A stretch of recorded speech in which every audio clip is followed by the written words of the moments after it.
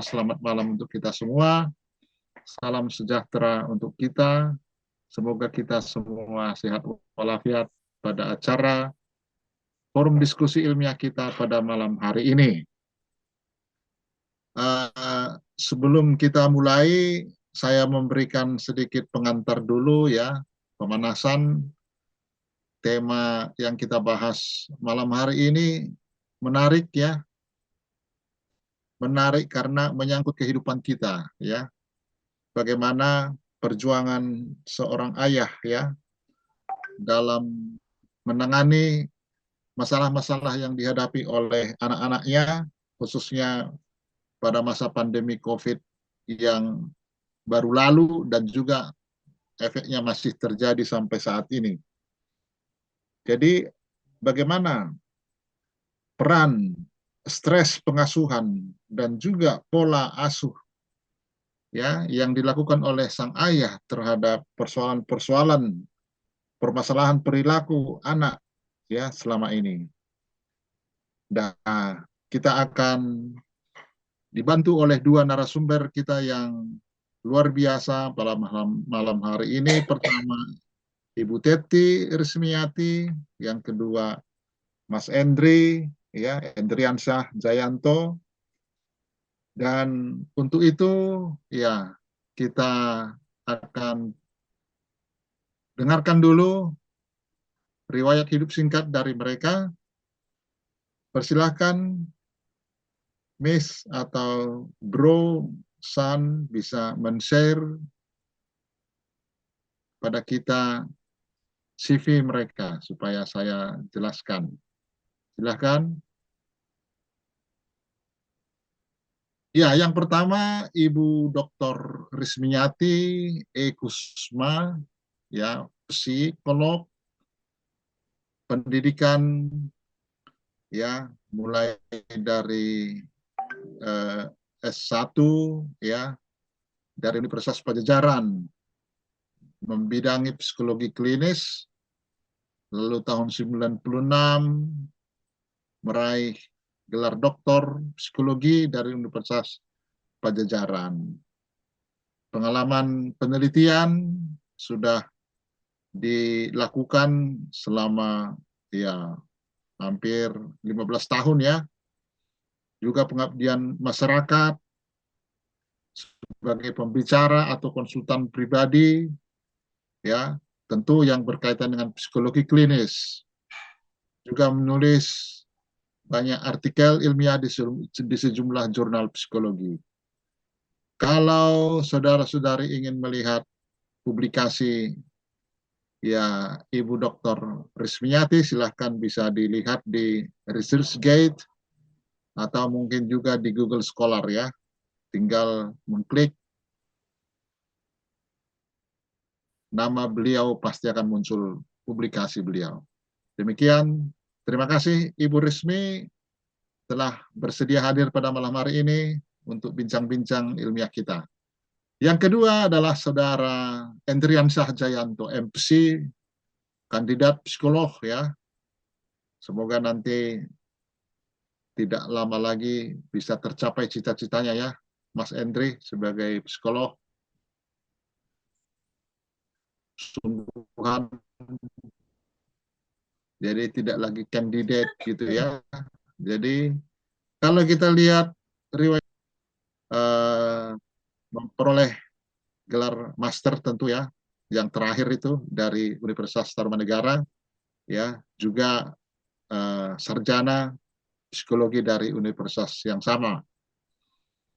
Ya pengalaman kerja, ya pernah sebagai guru bimbel, ya dan juga guru BK di SMA Pancaran Berkat, ya sebagai program internship waktu itu. Dan sejak 2021 yang lalu pernah bekerja juga di perusahaan PT Indo Berkat Mandiri. Dan sejak tahun ini ya, dan kan sampai sekarang ya, bekerja di PT Barito Pangan sebagai proyek development. Kalau Anda ingin melihat publikasi bisa nanti di search khususnya yang teranyar itu, terbaru itu adalah tesisnya ya di Atlantis Press, satu proceeding internasional yang dilangsungkan beberapa tahun yang lalu dan dipublish tahun 2021. Saudara sekalian, itulah dua narasumber kita pada nikmati bersama, kita santai saja, tidak usah tegang ya, sambil ngopi-ngopi mungkin di tempat kita masing-masing, kita mendapat banyak masukan atau pengetahuan dari kedua pakar kita tentang uh, pendidikan anak khususnya di dalam keluarga. Tanpa berlama-lama, saya langsung berikan kesempatan ini pertama dulu kepada Saudara Endriansyah ya, dan nanti ada mungkin tambahan atau pelengkap dari Ibu Kety Resmiati yang juga sekaligus sebagai pembimbing ketika menyusun tesis beberapa waktu yang lalu. Silakan Saudara Endri, tempat dan waktu, tempat ya di tempat masing-masing ya, di tempatmu, waktu kami persilahkan, silakan. Baik, terima kasih banyak Pak Raja atas sambutannya. Saya ingat sekali Pak Raja ini dulu dosen filsafat saya di S1 semester 1 bersama dengan Romo pada saat itu. Saya ingat banget Ya. pengalaman pertama kuliah. Sekarang udah 6,5 tahun berlalu dan saya udah mau lulus magister dan profesi psikolog. Wah, waktu memang gak kerasa Pak. Dulu serasa semester 1 tiba-tiba sekarang udah hampir lulus aja nih. Iya, tidak terasa ya. Betul Saya Pak. juga senang, gembira mendengarkan kembali Endriansyah sebagai narsum ya, luar biasa. Terima kasih banyak Pak Raja. Lalu saya juga rekan-rekan Ya, saya juga didampingi oleh Bu begitulah, Teti. Ya beliau agak itu dikit. pembimbing satu saya selama semester 2 selama tesis. Bu Teti ini pembimbing yang luar biasa. Kalau misalkan teman-teman ada ingin tanya sesuatu, mungkin teman-teman juga bisa langsung tanya ke beliau. Nah, sekarang mungkin saya izinkan saya untuk menjelaskan penelitian tesis saya. Harapannya sih mungkin bukan fokus terhadap variabel yang saya teliti, tapi mungkin bagaimana cara saya berpikir pada saat saya melakukan penelitian tesis. Mungkin saya pikir lebih membantu teman-teman, karena kendala saya pada saat itu, pada saat penelitian adalah bagaimana cara proses berpikir yang lebih tepat, atau alur berpikir yang lebih baik, sehingga penelitiannya ini alur berpikirnya jauh lebih teratur, seperti itu.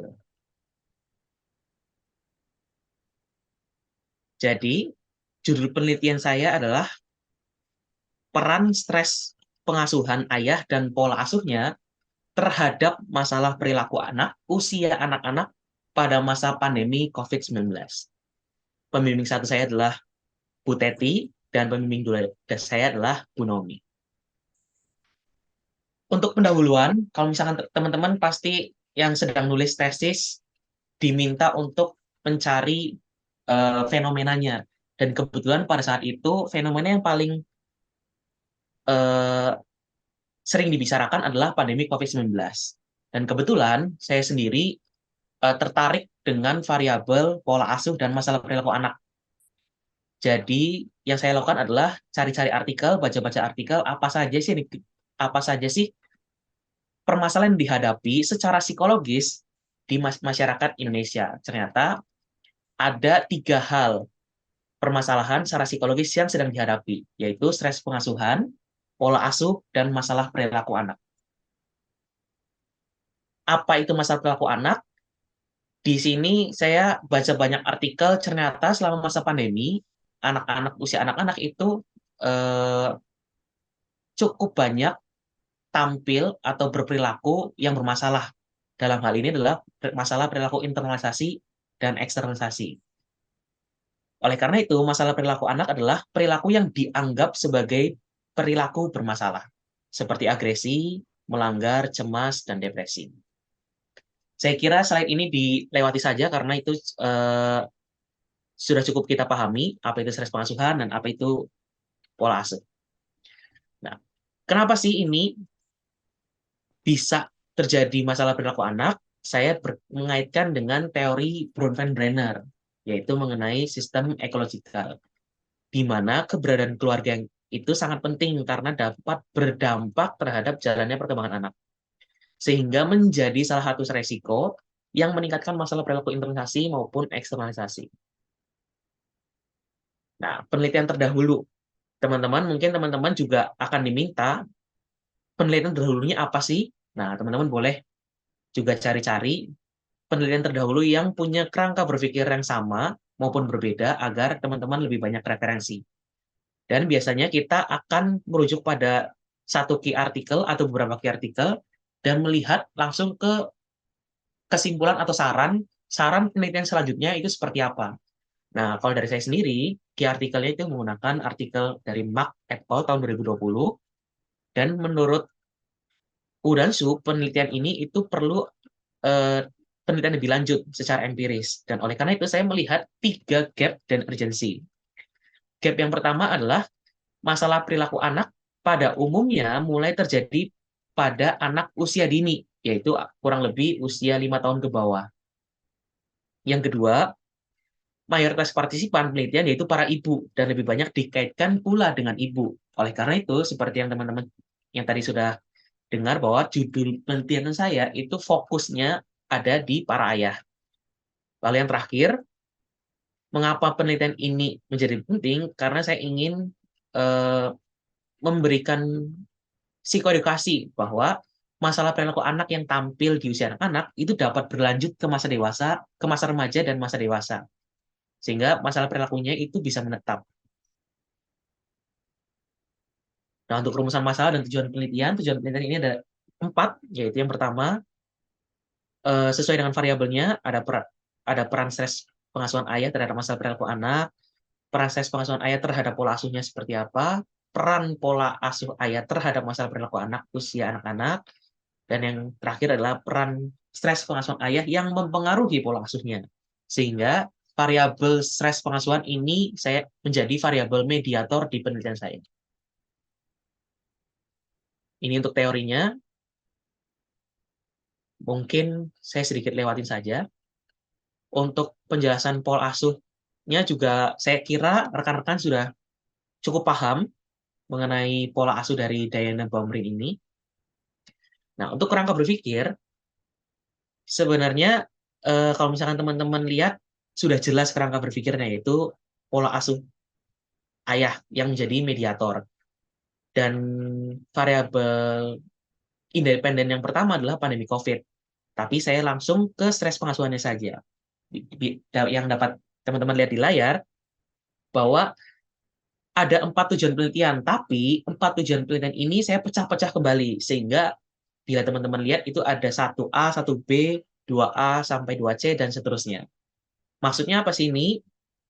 Saya tidak hanya meneliti satu variabel ke variabel lainnya, tapi saya sampai sedetil satu variabel ke dimensi variabel lainnya. Sebagai contoh, stres pengasuhan ayah ini saya hanya satu dimensi, mengikuti alat ukurnya. Stres pengasuhan ayah berpengaruh terhadap masalah perilaku internalisasi atau eksternalisasi, itu juga dianalisis secara berbeda. Begitu juga seterusnya. Dalam hal ini yang perlu diingat adalah, sebagai contoh, dimensi pola asuh itu ada 3 dimensi. Ada juga teori yang pakai 4 dimensi, yang satu neglect. Tapi saya di sini menggunakan 3 dimensi saja, mengikuti alat ukur.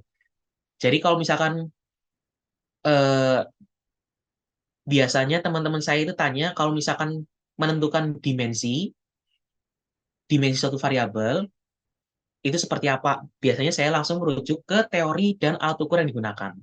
Sebagai contoh, alat ukur yang saya gunakan untuk stres pengasuhan itu menggunakan satu dimensi atau unidimensional. Dan pola asuh menggunakan 3 dimensi, dan masalah perilaku anak menggunakan 2 dimensi. Apakah pola asuh ayah juga ada yang alat ukurnya menggunakan 4 dimensi, ada.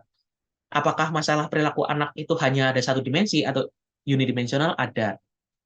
Memilihnya bagaimana yang paling tepat, kembali lagi mengikuti penelitian teman-teman itu seperti apa, atau berpikirnya teman-teman sebagai peneliti ingin mencari tahu apa, seperti apa, sehingga mungkin dapat lebih bermanfaat ke masyarakat luas.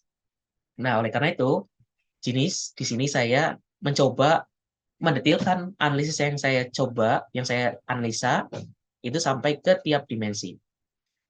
Nah, yang perlu diperhatikan di sini adalah pola asuh. Pola asuh itu dimensinya tidak bisa ditotalkan.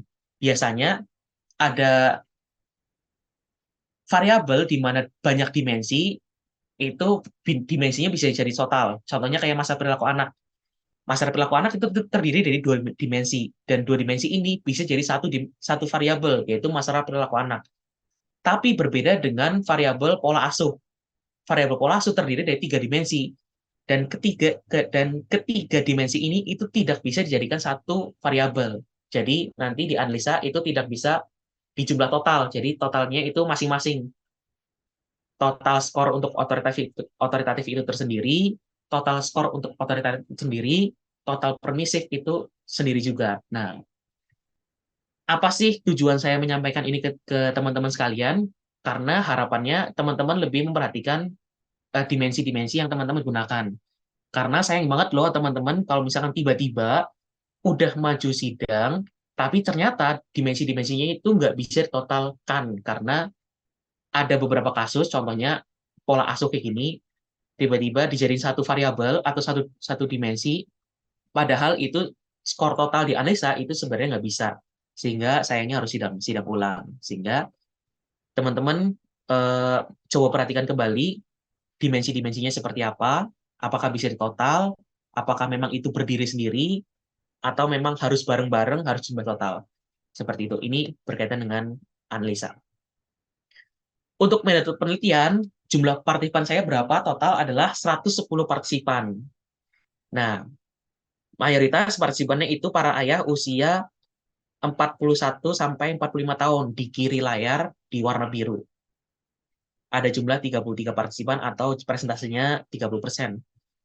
Nah, untuk partisipan biasanya eh, rekan-rekan yang sedang ambil data mungkin cukup kesulitan. Salah satu solusinya adalah tetap semangat. Cari terus kalau perlu. Ini karena ini para ayah ya, saya itu idenya sampai eh, minta bantuan orang tua untuk sebar ke grup sekolahnya, minta saudara-saudara untuk sebar grup sekolah-sekolahnya dan sebagainya. Tetap semangat karena mungkin ada kendala-kendala dalam mencari partisipan. Dan untuk usia anak partisipan mayoritas usia 7 tahun, yaitu 7 tahun ada 19 partisipan dengan persentase 18%. Oleh karena itu, teknik samplingnya tentu purposive sampling dan snowball sampling. Pengukurannya yang stress pengasuhan menggunakan alat ukur parenting stress scale, pola asuh menggunakan parenting style and dimension questionnaire, dan yang terakhir masalah perilaku anak itu menggunakan social competence and behavior evaluation shot. Reliabilitas dan validitasnya baik, dan teknik analisisnya uji regresi dan mediasi. Mediasinya menggunakan proses DIS di SPSS. Nah, untuk gambaran data variabel, eh, untuk min empiriknya bisa dikatakan rendah, sehingga sebagai contoh, ternyata selama pandemi, stres pengasuhan ayah dalam penelitian ini berdasarkan 110 partisipan itu rendah loh. Dan ternyata menariknya, pola asuh otoritatif para ayah itu tinggi, dan pola asuh otoriter permisif itu rendah. Yang terakhir adalah masalah perilaku anaknya juga rendah. Dan di sini justru eh, meskipun tidak masuk hipotesa, dugaan saya stres pengasuhan itu tinggi secara terendah, dan dugaan saya pribadi pola asuh otoriter itu tinggi justru rendah. Justru yang di sini menariknya pola asuh otoritatifnya adalah tinggi. Nah, untuk uji hipotesa, yang uji hipotesa pertama itu peran stres pengasuhan ayah pada masalah perilaku anak bisa dilihat di layar bawah itu signifikansinya signifikan. Lalu yang kedua, peran stres pengasuhan ayah terhadap pola asuhnya pada masa pandemi itu juga signifikan. Yang ketiga itu juga signifikan. Lalu yang keempat itu yang signifikan hanya pola asuh otoriter dan permisif. Maksudnya apa sih? Tunggu sebentar. Nah, kalau kembali ke kerangka berpikir saya, kalau misalkan teman-teman lihat di sini, kan pola asuh saya itu menjadi mediator antara stres pengasuhan ayah dan masalah perilaku anak. Jadi, yang signifikan itu hanya pola asuh otoriter dan permisif yang menjadi mediator, sedangkan pola asuh otoritatif itu tidak signifikan menjadi mediator. Dan ini akan saya jelaskan pada diskusi. Jadi simpulannya adalah masalah perilaku anak berada pada kategori yang rendah, begitu pula pola asuh otoriter dan permisif. Sebaliknya, para ayah dan pimpinan ini menampilkan pola asuh otoritatif yang tinggi. Artinya, saat para ayah mengalami stres pengasuhan, akan mempengaruhi pola asuhnya yaitu pola asuh otoriter dan permisif, dan akan mempengaruhi masalah perilaku internalisasi dan eksternalisasi yang ditampilkan oleh anak. Diskusinya, penulisan diskusi saya biasanya menjabarkan simpulannya. Jadi ini yang signifikan apa itu dijabarkan kembali sesuai dengan signifikansinya di hasil SPSS. Dan ternyata memang para ayah ini beresiko mengalami stres selama mengasuh yang juga berdampak kepada anak-anaknya. Namun juga para ayah ini mengalami stres pengasuhan yang rendah, bahkan anak-anak partisipan sendiri memiliki masalah perilaku yang rendah. Stres pengasuhan ayah dan pola asuhnya ditemukan berperan terhadap masalah perilaku internalisasi dan eksternalisasi. Dan yang terakhir, mengapa pola asuh otoritatif itu tidak signifikan? Ternyata karena bisa yang kalimat biru yang di paragraf pertama itu rendah atau tingginya pola asuh otoritatif yang disebabkan oleh stres pengasuhan tidak memprediksi konflik antara orang tua dan anak. Maksudnya apa sih? Kenapa tidak memprediksi? Karena setelah saya baca-baca, ternyata pola asuh otoritatif itu pasti ada konflik. Hanya saja penyelesaian konfliknya itu lebih baik dibandingkan dengan tipe pola asuh lainnya. Nah, oleh karena itu, pola asuh otoriter dan permisif itu ada berperan sebagai mediator. Langsung loncat ke kalimat bawah, adanya hubungan mediasi yang signifikan ini dikarenakan stres pengasuhan ayah mempengaruhi sifat dasar pola asuh yang lebih bersifat negatif, seperti lebih agresif, mengatur atau diktator, dan kurang sensitif. Nah, di sini kesulitan saya adalah saya sulit menemukan argumentasi yang kuat untuk mendukung hasil penelitian, khususnya pola asuh otoritatif yang tidak signifikan menjadi mediator. Nah, mungkin teman-teman dalam hasil analisanya juga akan mengalami hal yang serupa, di mana teman-teman sudah memiliki hipotesa tertentu, dan ternyata hipotesanya itu tidak terpenuhi. Kalau boleh saya beri saran, yang pasti yang pertama adalah jangan patah semangat, dan yang kedua, teman-teman diharapkan untuk terus mencari tahu dan membaca begitu banyak jurnal untuk mendukung argumentasi teman-teman. Salah satu tipsnya adalah kalau misalkan teman-teman itu eh, hasil variab hasil diagnosa malah jadi kayak PKPP. Maaf teman-teman. Mungkin nanti kalau teman-teman yang profesi akan mengalami PKPP. Hasil analisa teman-teman itu tidak signifikan dan itu bertentangan dengan hipotesa, teman-teman boleh breakdown lagi ke tiap dimensi. Kalau ternyata tiap dimensi itu juga tidak terpenuhi, cara ambil argumentasinya yang paling oke buat saya pribadi adalah teman-teman breakdown lagi ke item-item tiap butir di alat ukurnya. biasanya mungkin karena ada item-item yang kurang baik, meskipun hasilnya normal ya, distribusi datanya itu normal, mungkin ada item-item beberapa item yang hasilnya kurang baik itu justru mengacaukan beberapa hal gitu.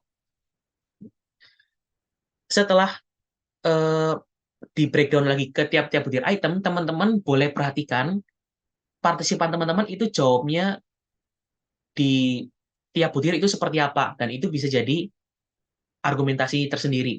Apakah argumentasinya itu mungkin ada butir negatif tapi dijawabnya dalam tanda kutip mungkin ngasal, butir positif itu jawabnya ngasal dan sebagainya, itu bisa jadi eh, pertimbangan teman-teman sendiri.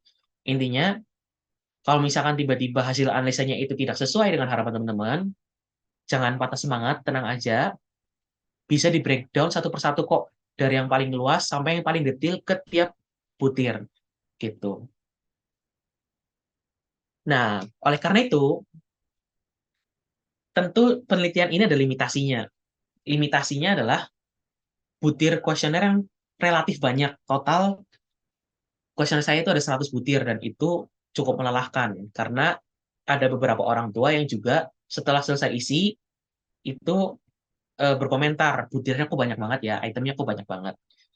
Nah, sulitnya mencari partisipan juga. Saran teoritisnya, definisi konseptual stres pengasuhan ayah pada masa pandemi. Maksudnya adalah definisi konseptual stres pengasuhan khusus pada ayah selama masa pandemi itu belum ada. Jadi hanya ada definisi konseptual stres pengasuhan secara umum sebelum masa pandemi. Seperti itu. Saran praktis yang mungkin saya bisa berikan ke Mas Hercules adalah modul manajemen stres dan mensosialisasikan pelatihan mengenai pengasuhan atau parenting. Sejauh ini presentasi saya sudah selesai. Apakah dari rekan-rekan sekalian langsung ada pertanyaan? Kalau ada pertanyaan, boleh banget. Pertanyaan yang berkaitan dengan ini juga nggak masalah, atau pertanyaan yang di luar penelitian saya itu juga nggak masalah. Kalau misalnya teman-teman bisa pertanyaan dan saya bisa bantu, saya juga senang. Silakan teman-teman. Atau saya kembalikan ke Pak Raja terlebih dahulu. Ya, terima kasih banyak. Tepuk tangan dulu untuk saudara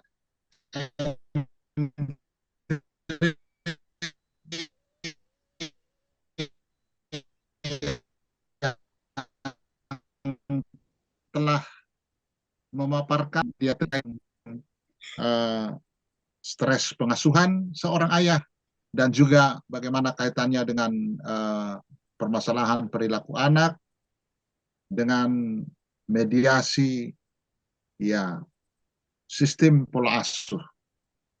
Ya, jadi kita sudah melihat tadi secara garis besar bahwa fungsi mediator yang paling signifikan itu adalah pola asuh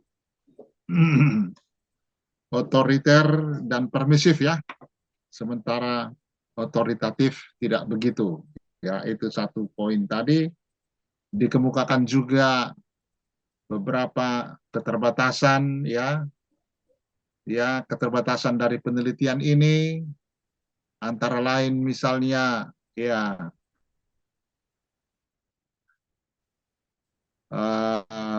kajian teoretis tentang asuhan seorang ayah di masa pandemi lagi, ya kan? Jadi ini memang satu ya uh, upaya yang cukup berani ya dari Endriansyah untuk meneliti ini ya, karena harus mendapatkan satu pemahaman yang lebih uh, fresh mengenai stres pengasuhan. Ayah lagi kan, bukan umum pada masa pandemi lagi ya. Jadi ini nanti bisa menjadi bahan diskusi kita.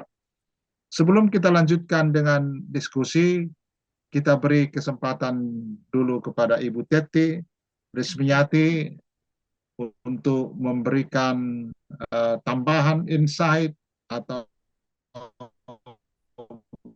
menekankan beberapa highlight dari apa Silakan Ibu Teti. Oke. Terima kasih atas kesediaannya. Baik. Baik, terima kasih Pak Raja atas kesempatannya.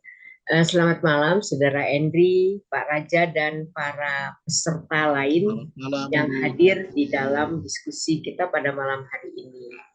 Nah, baik sahabat semua, saya barangkali hanya mau mengingatkan.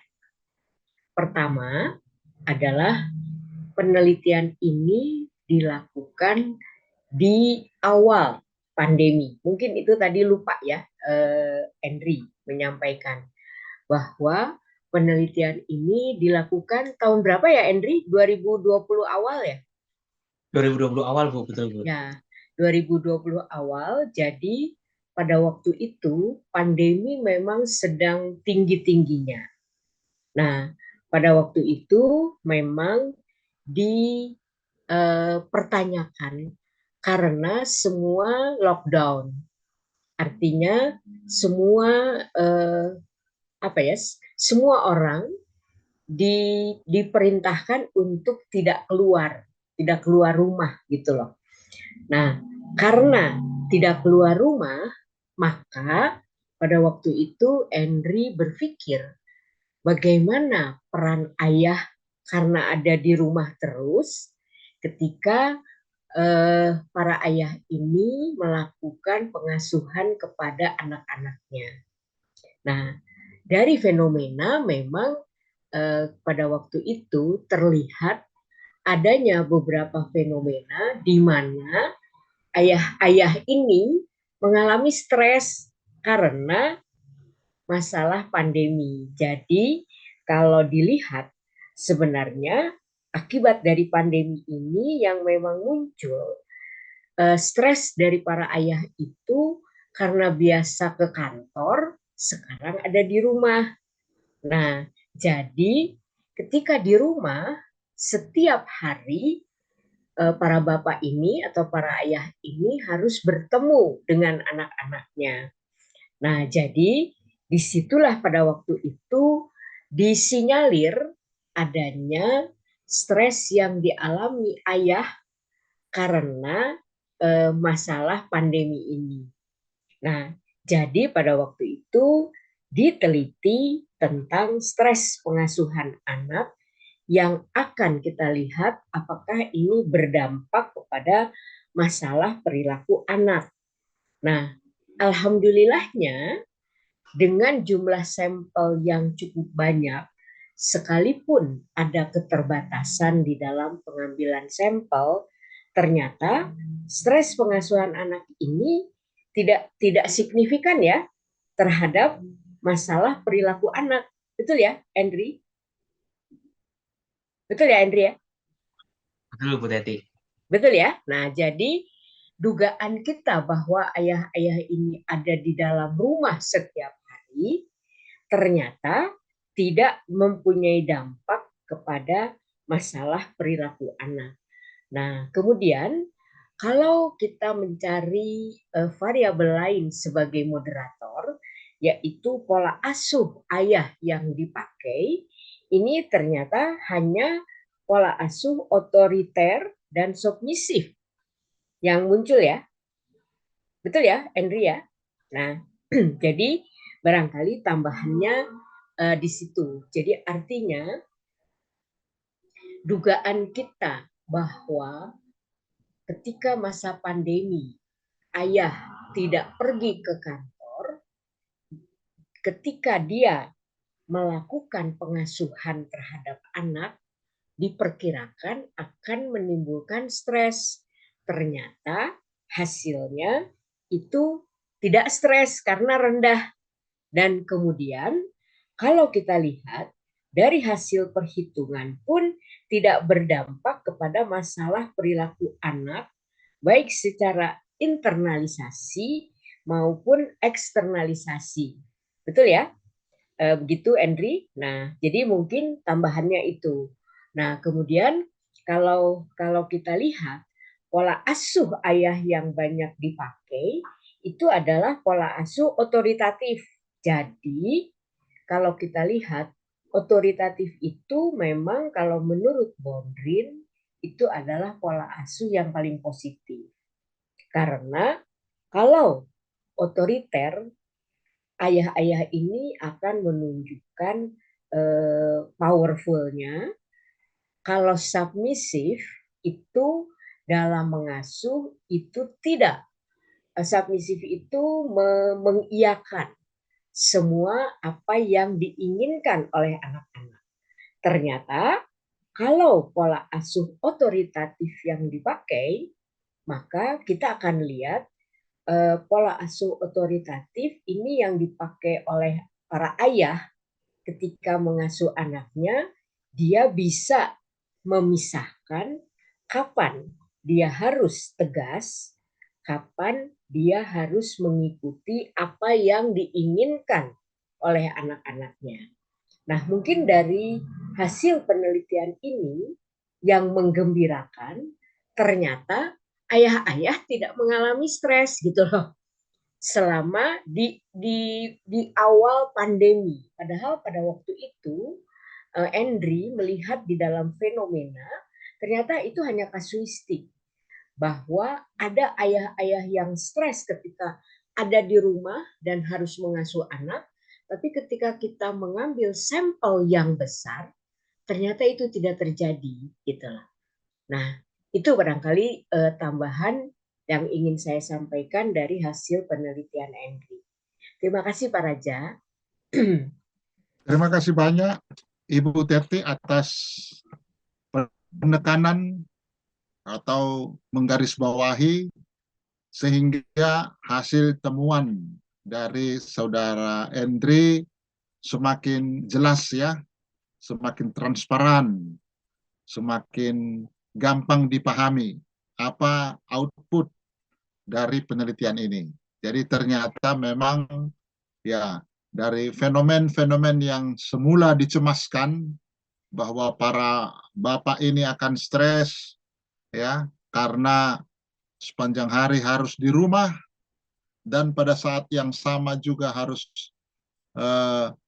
bekerja ya. Jadi kalau di rumah ya mau tak mau hidup bersama anak-anak bukan melihat anak-anak sedang main apa ya. Jadi dibayangkan akan stres ya ternyata tidak. Nah, mengapa seperti itu? Nah, itulah mungkin nanti akan kita diskusikan. Mengapa bisa seperti itu misalnya?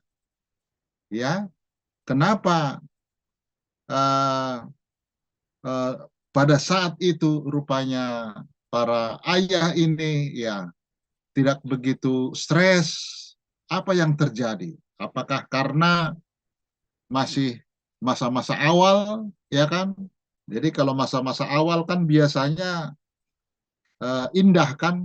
Kalau selama ini disuruh datang ke kantor, lalu disuruh ya bekerja dari rumah, biasanya senang itu. Ya, ya kita ingat dulu awal-awal itu ya. Tapi sesudah lama-lama ya ada masalah. Nah, apakah seperti itu?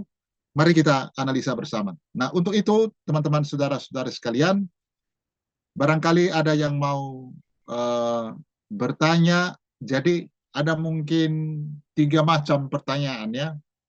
Jadi yang pertama uh, ya ya yang pertama bersifat informatif ya. Yang kedua bisa bersifat menjelaskan misalnya. Baru yang ketiga bersifat ya diskusi seperti itu. Nah, jadi sebelum kita masuk ke ranah diskusi ini, ya, mari kita saksikan sebentar video singkat yang dipersiapkan oleh rekan kita. Silakan.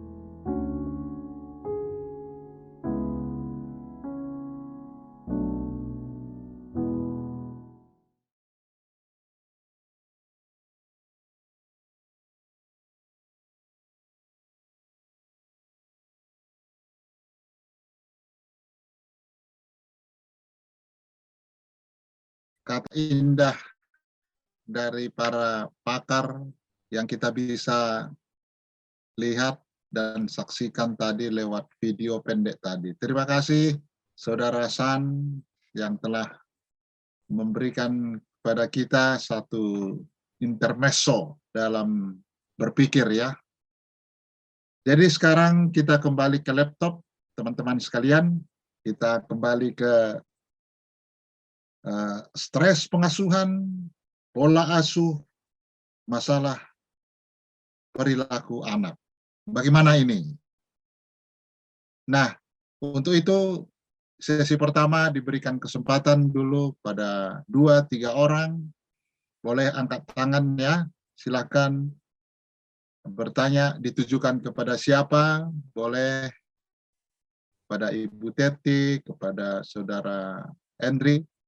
Jadi begini teman-teman ya, kadang mungkin ada rasa tidak yakin untuk bertanya ya, tapi bagaimanapun juga banyak hal yang bisa kita pelajari dari setiap kegiatan-kegiatan FDI kita ya.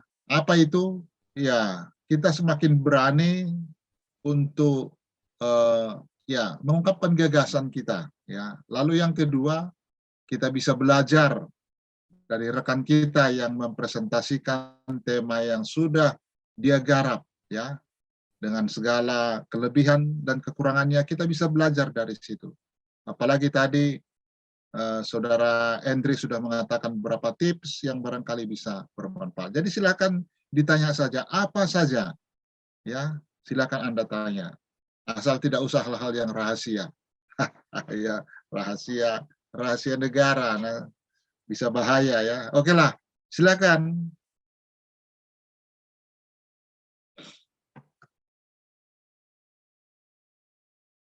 Kita luar biasa malam hari ini, ada 49, tadi sempat sampai 50 tadi ya, 50 lebih. Kemudian lenyap lagi, mungkin ditelan oleh apa? Ditelan oleh signal. Turun lagi 48. Tapi ini cukup banyak dibandingkan 2 minggu yang lalu. Silakan saudara-saudara. Nah, mungkin sebagai pemancing ya, biasa gitu ya. Jadi harus ada pancingan-pancingan dulu. Pak Raja lah tugasnya nanti itu. Jadi memang moderator harus begitu ya. Gini, Saudara Endriansyah, bagi saya ini penelitian ini menarik ya. Kenapa menarik? Biasanya orang kan meneliti ibu-ibu ya, atau perempuan, ya kan. Jarang sekali saya lihat itu. Saya sudah hampir ya udah belasan tahun mendampingi. Jarang. Ini bapak-bapak ini. Apa sih yang membuat ya Saudara Henry membuat tertarik membahas ini? Ini menarik juga bagi kami nih, ya. Apakah semata-mata karena kerinduan kepada ayah, seperti lagu Ayah Rito Harahap kan, bisa nanti nyanyi Mas Henry kalau bisa. Silakan dulu. Kenapa masalah ayah? Baik Pak Raja. Pemancing ya. Baik Pak Raja. Kebetulan saya ingat banget pertanyaan Pak Raja ini sama persis dengan pertanyaan penguji waktu sidang. Saya ingat banget pertanyaan pertama juga waktu sidang. Alasan saya ini fokus pada penelitian ayah, itu karena pada saat itu waktu lagi baca-baca artikel, memang pada stereotipnya kan hanya ibu yang mengasuh anak, tapi tidak dipungkiri bahwa para ayah itu juga berperan dalam mengasuh anak. Betul. Sebelum masa pandemi, umumnya para ibu yang menjadi ibu rumah tangga. Tetapi pada masa pandemi, ketika semua orang itu dipaksa untuk hadir di rumah, para ayah juga dalam tanda kutip dipaksa oleh lingkungan untuk menjadi ayah rumah tangga, di mana ayah juga harus bekerja sekaligus mengasuh anaknya. Dan kebetulan ini juga menjadi hal baru dan belum ada artikel yang mencoba mengulas ini. Dan setelah saya baca-baca juga yang seperti saya paparkan, itu ternyata banyaknya fokusnya ibu, mayoritas partisipan itu para ibu, dan sepertinya menarik apabila saya coba teliti pada saat itu. Dan kebetulan juga secara pribadi saya juga berpikir, kelak kan saya juga akan mengasuh anak. Saya ingin tahu gimana sih para ayah ini mengasuh anaknya, penelitiannya pada saat itu seperti apa, dan sebagainya. Seperti itu, Pak, mungkin. Iya, menarik sekali ya. Jadi teman-teman, betul ya bahwa memang umum dipahami orang yang mengasuh itu ibu ya gitu ya. Jadi ayah pergi dari rumah, keluar rumah, dan momen waktu COVID itu menyeruak, ya memang mau tak mau semua orang tinggal di rumah, bukan? Ya, jadi memang sangat masuk akal karena pada masa pandemi semua orang di rumah, bisa kita bayangkan itu seperti ikan apa itu? Apa namanya? Ikan lele kan? Ikan lele dimasukkan dalam satu tempat itu ya, di situ semuanya. Jadi, nah kalau di situ semua kan bisa saling menggigit itu kan, saling menggigit kan. Artinya apa? Kalau dalam konteks manusia ya bisa mungkin ada konflik dan seterusnya, dan berpengaruh kepada pola asuh karena harus berhadapan setiap hari, dan memang betul sekali. Iya. Terima kasih atas informasinya. Jadi kita bisa memiliki latar belakang pemikiran bahwa itulah yang menjadi hal yang menarik. Jadi Anda bisa lihat teman-teman bahwa hal-hal seperti ini bisa menjadi inspirasi bagi kita untuk untuk mencari tema atau topik penelitian kita. Oke, sekarang kembali kepada Anda. Saya harap sudah ada yang punya gagasan mau berdiskusi. Jadi kita ini bukan hanya satu arah ya teman-teman ya. Jadi kita ini belajar bersama.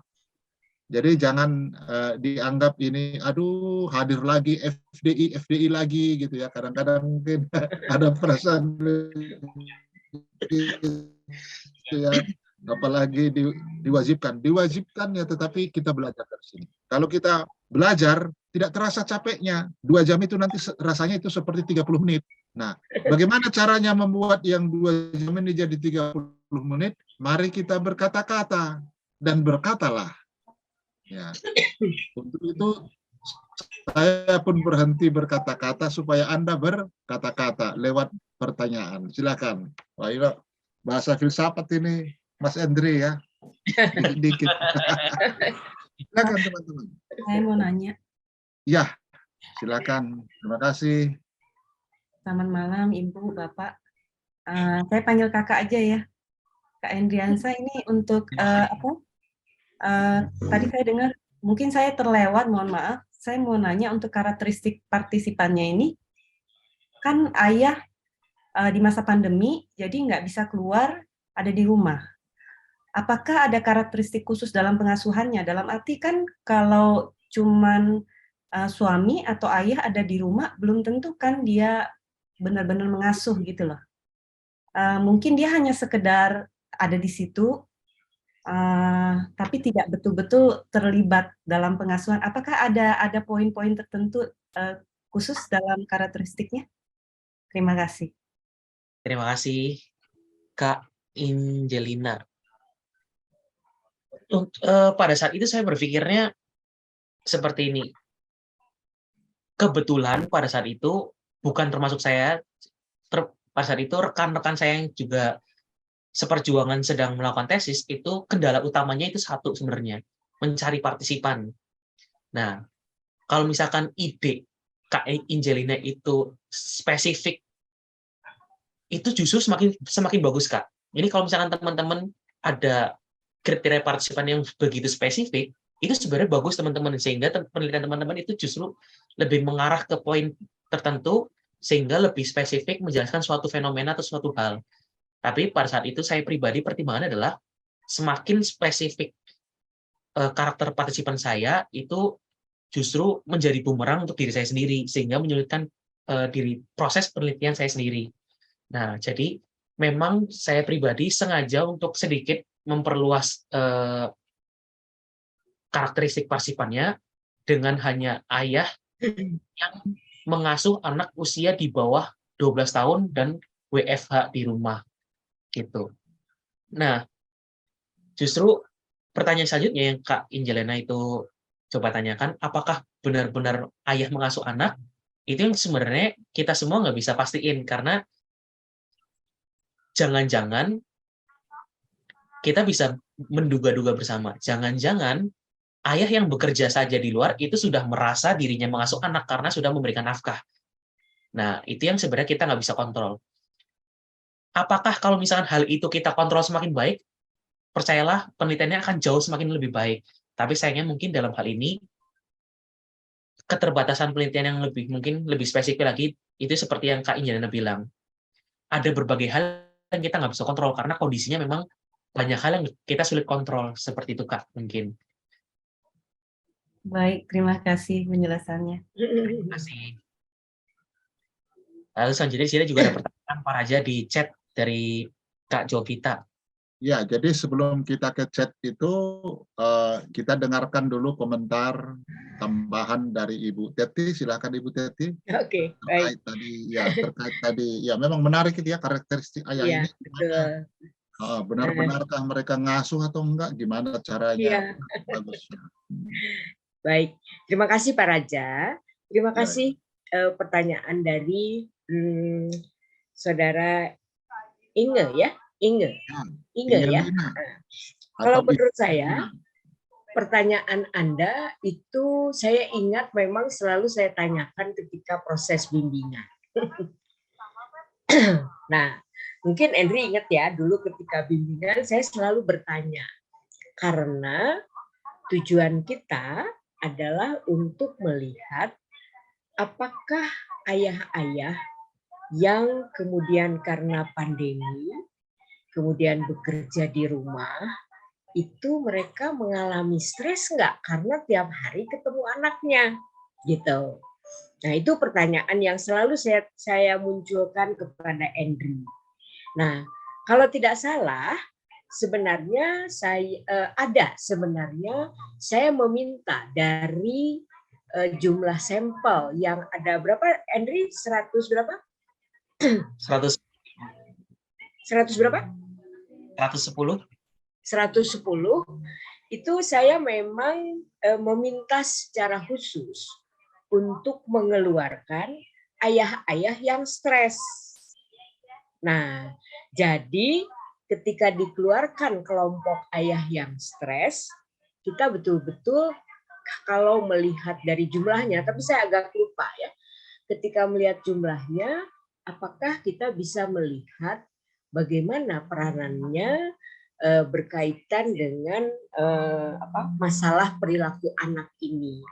Karena kalau dari jumlah yang 110, ternyata ayah-ayah ini nggak stres gitu.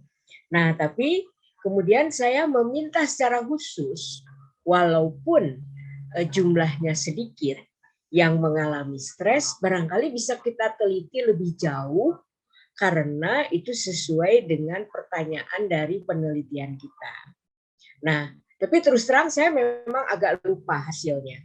Nah, barangkali Andri bisa menambahkan, karena yang tadi yang Anda paparkan itu adalah hasil seluruh subjek penelitian yang jumlahnya 110. Ketika dilihat, ketika dicari karena jumlahnya besar, ketika dicari minnya, maka mereka tidak stres gitu loh. Mereka tidak mengalami tekanan ketika mereka tidak bekerja, ada di rumah, bahkan harus mengasuh anak. Nah, seperti tadi saya utarakan, mungkin akhirnya kita lihat, kita nggak bisa secara umum mengatakan bahwa ayah-ayah ini betul-betul mengalami stres. Tetapi bila kita mau melihat secara khusus, memang Andri harus mengeluarkan subjek-subjek dari 110 ini yang benar-benar mengalami stres berapa orang. Kalau nggak salah dulu sempat dihitung. Nah, tapi saya lupa hasilnya. Mungkin Andri masih ingat. Nah, gitu, Mbak Inge. Jadi sebenarnya pada waktu bimbingan saya memang meminta juga mengeluarkan kategori ayah-ayah yang benar-benar stres. Tapi kita nanti harus melihat jumlahnya ada berapa. Apakah dengan jumlah yang ada kita masih bisa tetap melihat apakah ini mempengaruhi masalah perilaku anak. Bahkan kita bisa menghitung ulang apakah pola asuh yang dipakai itu akan menjadi moderator untuk munculnya pengaruh dari ayah yang stres di dalam mengasuh anak sehingga bisa memunculkan masalah perilaku anak ini. Nah, Andri bisa dibantu, mungkin bisa diterangkan ya. Iya banget, betul Bu Teti.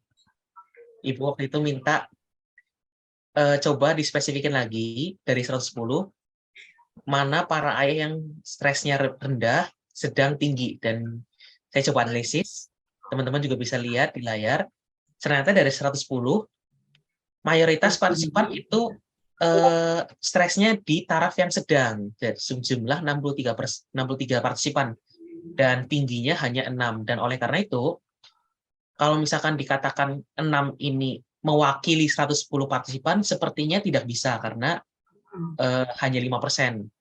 Dan kebetulan saya ingat banget, Bu Teti juga pernah coba, berarti yang sedang stres, ayahnya yang sedang ini, itu eustress atau distress. Saya coba chat ke teman-teman supaya mungkin bisa lihat. Nah, eustress atau distress.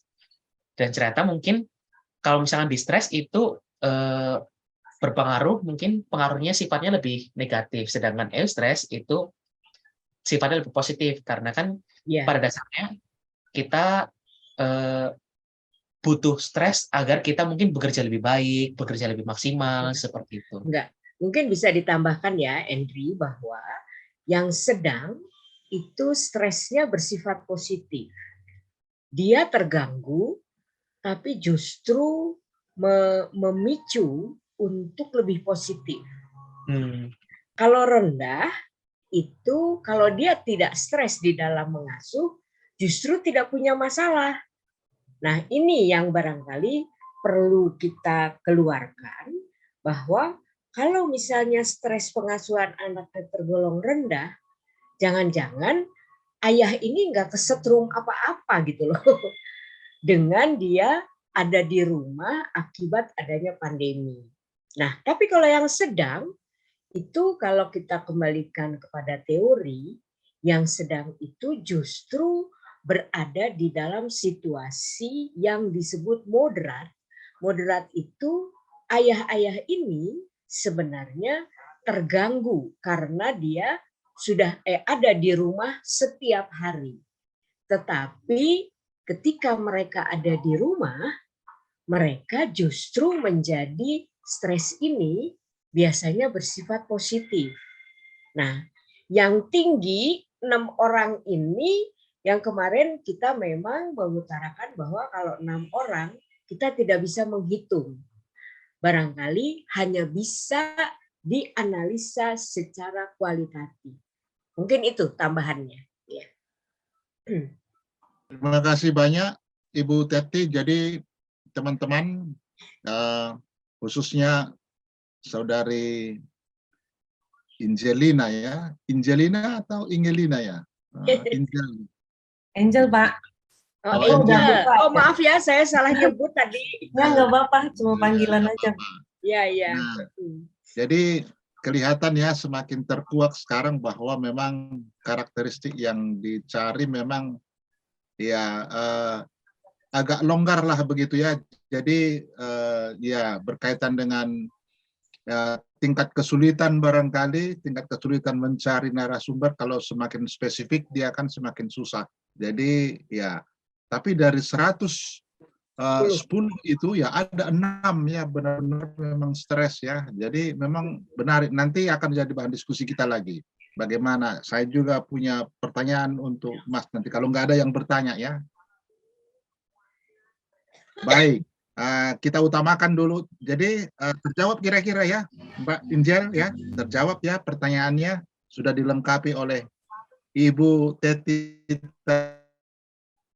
tadi dan dilengkapi lagi oleh Saudara Henry. Sekarang kita ada pertanyaan di sini dari teman kita Mbak Jovita. Saya bacakan ya. Selamat malam Pak Raja, Bu Teti, dan Kak Endriansah. Izin bertanya, bila tidak salah tadi Kak Endriansah berkata kalau dalam penelitian hanya menggunakan 3 dimensi pola asuh, apa pertimbangannya? Sehingga memutuskan untuk menggunakan 3 dimensi pola asuh tersebut. Danke, kata orang Jerman. Ya, well, kata orang Belanda. Mau lihat ya, terima kasih. Nah itulah. Silakan mungkin langsung saja ya, Mas Andre, dijawab. Baik, Pak Raja. Terima kasih, Kak Jovita, pertanyaannya. Pertimbangannya, saya pada saat itu berpikir alat ukur yang digunakan. Karena alat ukur yang digunakan itu fokus pada 3 dimensi, otoritatif, otoriter, dan permisif, sehingga saya lebih memilih untuk fokus pada 3 dimensi. Sebenarnya saya bisa pakai alat ukur lain untuk mengukur neglect-nya, tapi pertimbangannya pada saat itu karena alat ukur sebelumnya itu sudah bagus dan butirnya relatif banyak. Kalau misalkan saya tambah lagi butirnya, itu khawatirnya cukup melelahkan bagi para partisipan. Nanti khawatirnya justru lebih mengurangi kualitas jawaban partisipan. Seperti itu. Jadi pertimbangannya adalah alat ukur yang saya gunakan itu hanya menggunakan 3 dimensi. Seperti itu, Pak. Baik, terima kasih Mas Andris. Semoga bisa menjawab kurang lebih pertanyaannya. Mungkin Ibu Rismi ada tambahan menyangkut ya, ketiga pola asuh ini. Ya. Terima kasih Bu. Baik, barangkali pada waktu itu kami memang sebenarnya di awal itu menggunakan 4 pola asuh yang dipakai. Nah, kemudian Andri sendiri di dalam perjalanannya melihat bahwa yang neglect itu memang akhirnya dibuang dengan alasan bahwa yang neglect itu kalau tidak salah pada waktu itu adalah sesuatu yang diharapkan tidak terjadi. Mungkin jawaban ini tidak terlalu bagus ya, jawaban dari saya, karena seharusnya memang 4 pola asuh itu dipakai, karena kita barangkali nanti bisa melihat sebenarnya dari yang 6 orang itu pola asuhnya yang dipakai apa? Yang 6 orang itu. Artinya secara kualitatif kita bisa melihat betul yang 6 orang ayah yang mengalami stres itu, karena judulnya adalah stres pengasuhan anak. Tentunya di dalam alat ukurnya yang digali adalah perasaan tertekan karena ada di rumah, sehingga selain dia bekerja, dia juga harus ikut serta mengasuh anak-anaknya yang ada di rumah. Nah, pada waktu itu memang kami kemudian menghilangkan ini dengan catatan, apakah misalnya yang negatif itu adalah yang otoriter, yang otoritatif itu sebenarnya 50-50. Sedangkan yang satu lagi apa, Henry? Satu lagi apa tadi? Permisif. Yang permisif itu tidak berperan. Nah, jadi yang tidak berperan ini pada waktu itu logika berpikirnya ini bisa mewakili dari pola asuh yang neglected tadi. Nah, itu. Nanti barangkali di dalam saran ada baiknya itu ditambah. Barangkali perlu juga digali yang neglected-nya. Ya. Terima kasih Pak Raja. Mungkin itu komentar saya. Ya, terima kasih sekali, sangat melengkapi ya, sehingga kita bisa bersama ya. Terima kasih juga atas pertanyaan Mbak Yofi ya, sehingga kita bisa tahu alasan ya kenapa misalnya menggunakan hanya 3 dimensi ya, padahal ada kemungkinan juga 4 dimensi, misalnya pola asuh itu. Ya, terima kasih. Bagaimana Mbak Yovita, puas, setengah puas, sangat puas? Silakan. Puas Pak, terima kasih Bu Teti sama Kak Adriansyah. Ya, sama-sama Yovita. Puas sekali rupanya. Inilah sampai ditulis lagi sekali lagi di sini kita di chat kita ya. Oke, terima kasih. Nah,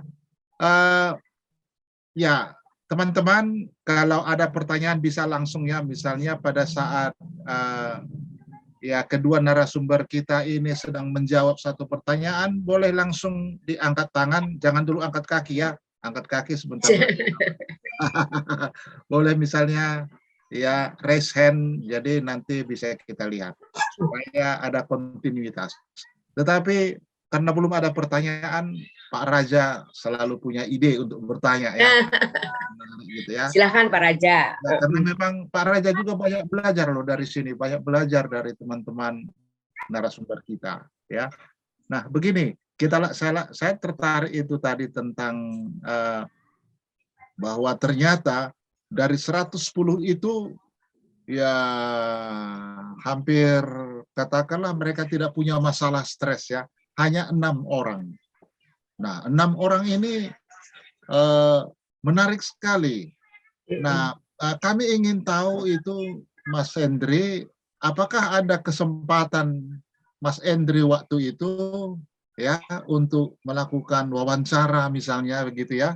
Dan tadi sudah disinggung oleh Ibu Teti tadi kan, jadi sehingga kita bisa memperoleh secara kualitatif ya kira-kira pola asuh yang mana yang mereka pakai. Itu kan menarik banget itu ya. Jadi walaupun sebenarnya tujuan awal dari penelitian ini bukan mix ya, tapi menarik ya, saling melengkapi.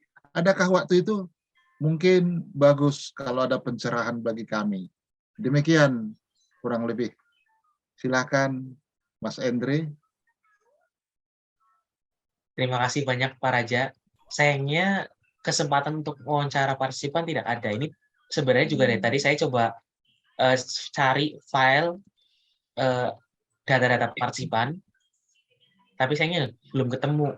Padahal kita bisa lihat dari butir-butir item itu item mana yang dari 6 partisipan ini, item-item mana aja yang dijawab itu bisa kita lihat bareng-bareng. Tapi sayangnya ini belum ketemu nih Pak. Oh. Jadi nggak bisa dijawab ya, Hendri ya. Bisa dijawab. Tapi rasanya waktu itu ada loh, Hendri, di dalam laporannya. Iya, iya. Karena saya minta itu yang 6 orang itu. Ya, Mungkin Anda ingat.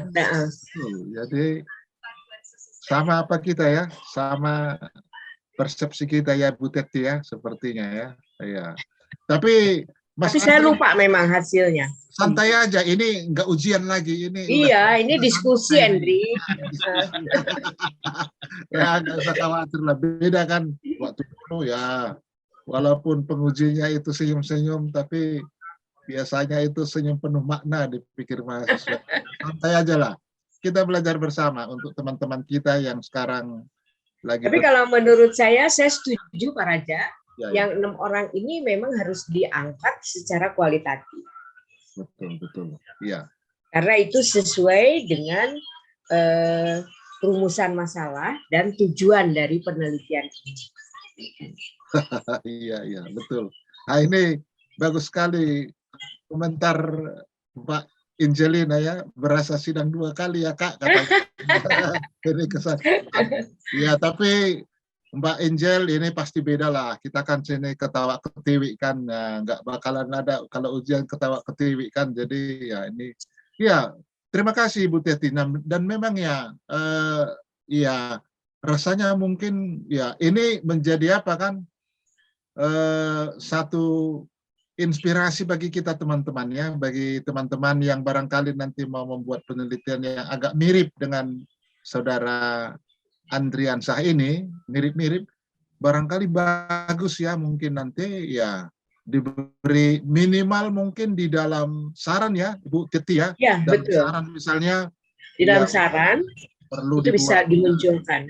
dimunculkan di situ ya. Kalau memang belum sampai kepada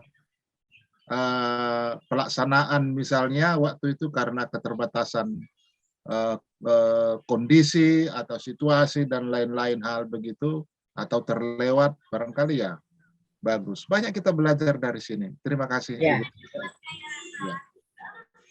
Ya, Nggak ketemu ya, Henry ya? Ya. Belum ketemu Ibu ya. Nggak ketemu ya, oke. Ya belum ya. Ya, jadi semoga ketemu nanti dari rekan-rekan kita yang meneliti hal yang hampir sama nanti ya. Ya.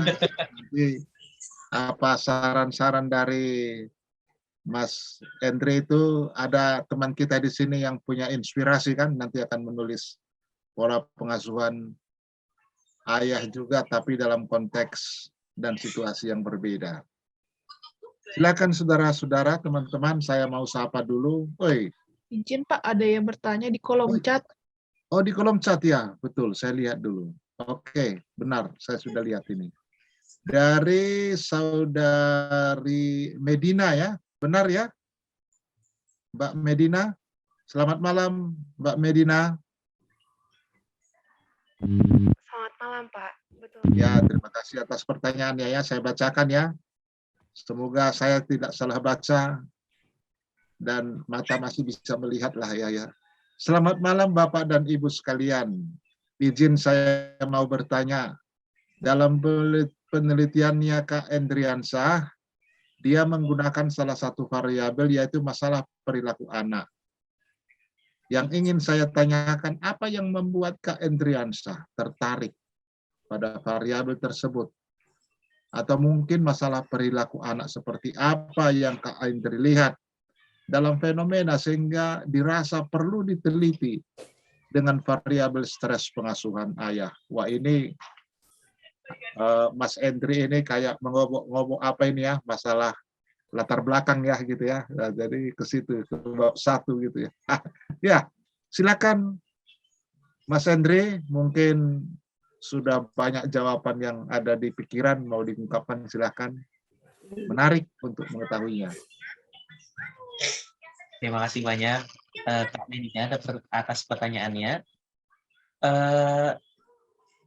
Apa yang buat saya tertarik dengan masalah perilaku anak adalah yang pertama kali, ini mungkin juga ide terbesit pada saat itu, kalau tidak salah, saya dengar berita bahwa ada banyak anak-anak yang di rumah itu jadi cenderung bermasalah dalam arti sering main game online, mudah marah, atau kecemasan yang meningkat. Dan saya coba narik mundur, khususnya untuk diri saya sendiri. Kalau misalkan ngomongin masalah perilaku anak, sepertinya semua anak-anak bisa dianggap bermasalah dalam taraf tertentu. Mungkin dalam taraf rata-rata atau masalah yang sewajarnya anak-anak. Menariknya di sini kita bisa lihat bahwa di masa pandemi itu mengubah banyak hal. Hal dari secara ekonomi, dari segi bisnis, dari segi manapun itu berubah semuanya. Termasuk anak-anak dipaksa untuk beradaptasi di lingkungan rumah. Awalnya mungkin anak-anak senang ketika libur sekolah seminggu 2 minggu, mungkin awal-awal senang. Tapi mungkin anak-anak dipaksa di rumah terus, ada kebosanan-kebosanan yang bisa berpengaruh ke masalah perilaku, seperti kecemasannya. Ditambah lagi kondisi keluarga yang mungkin tidak kondusif atau ada masalah, atau mungkin syukurnya kondisi yang kondusif, dan sebagainya.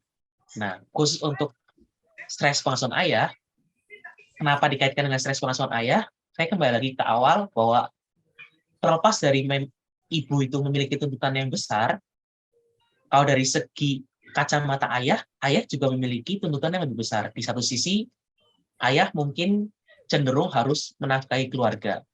Di sisi lain, ayah memiliki tanggung jawab untuk bekerja. Di sisi yang ketiga, di rumah ayah juga memiliki tanggung jawab untuk berbagi peran dengan istri atau pasangannya dalam mengasuh anak. Jadi saya lebih tertarik gimana sih ini hubungannya antara variabel stres pengasuhan ayah dan masalah perilaku anak. Seperti itu, Kak Medi. Terima kasih, Mas Hendri. Bagaimana, Saudari Medina, kurang lebih jawaban Saudari Hendri cukup memuaskan, dan kita dengarkan mungkin sedikit Ibu Teti kalau berkenan menambahkan macam barangkali ya kaitannya. Ya, baik.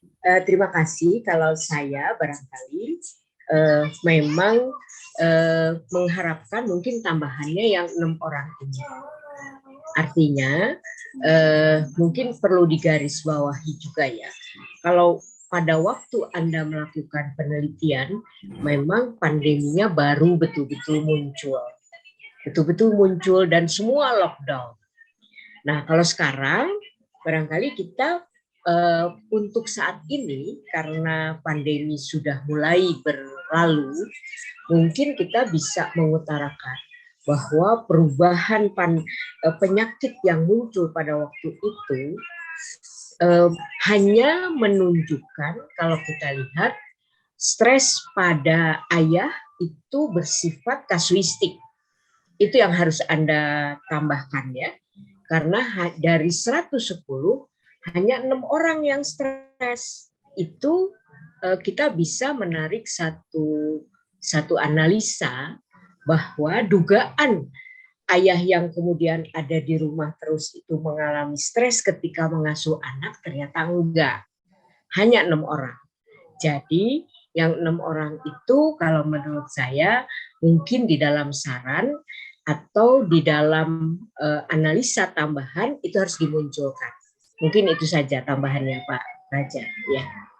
Terima kasih banyak Ibu Teti atas pencerahannya sehingga semakin memperjelas apa yang membuat Mas Hendri membuat variabel antara stres pengasuhan dan juga masalah yang dihadapi oleh anak. Selamat malam Ibu Marat, saya baru lihat.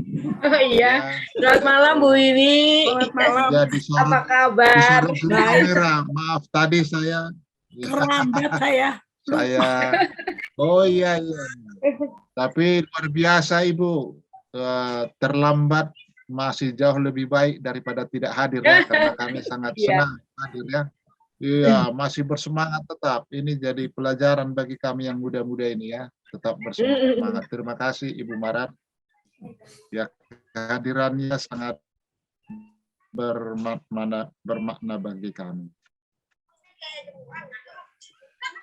Jadi teman-teman, Anda lihat bahwa ya memang benar bahwa ya yang diangkat oleh Saudara Hendri itu ya pada masa awal awal pandemi itu ya, ini memang semuanya waktu itu drastis berubah ya. Iya, betul.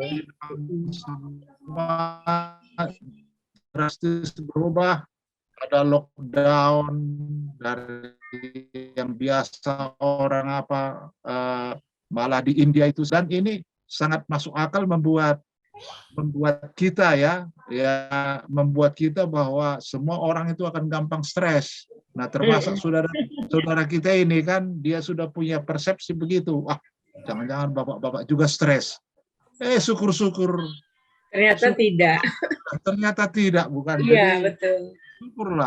Syukurlah. Ya, jadi andaikan mungkin diteliti kembali sekarang, bisa jadi malah stres kan, karena disuruh lagi. Bisa jadi, barangkali berubah lagi ya Pak Raja ya. Itu saya hanya ya betul Ibu Teti. Jadi betul. bagi saya menarik juga, andai kan sekarang misalnya dibuat lagi seperti itu. Nah, itu tantangan bagi teman-teman yang ada yang mau meneliti nanti. Gimana kan melihat bersama. Kenapa? Karena dari biasa nyaman di rumah, work from home, jadi work from office sekarang kan. Iya, betul.